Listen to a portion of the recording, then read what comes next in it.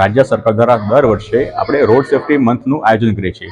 તે અંતર્ગત 1 જાન્યુઆરીથી આપણે 31 જાન્યુઆરી સુધી રોડ સેફ્ટી મંથ ઉજવીએ છીએ। તે અંતર્ગત આજે આરટીઓ કચેરી મોડાસા ખાતે બ્લડ ડોનેશન કેમ્પ અને 108 દ્વારા સીપીઆરની ટ્રેનિંગનું આયોજન કરવામાં આવ્યું હતું।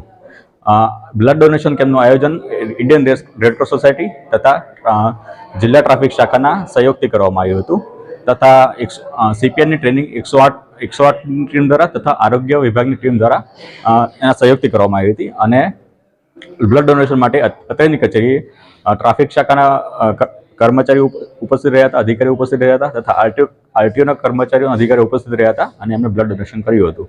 તેમજ 108ની ટીમ દ્વારા અરજદારોને તેમજ અન્ય લોકોને સીપીઆરની ટ્રેનિંગ આપવામાં આવી હતી।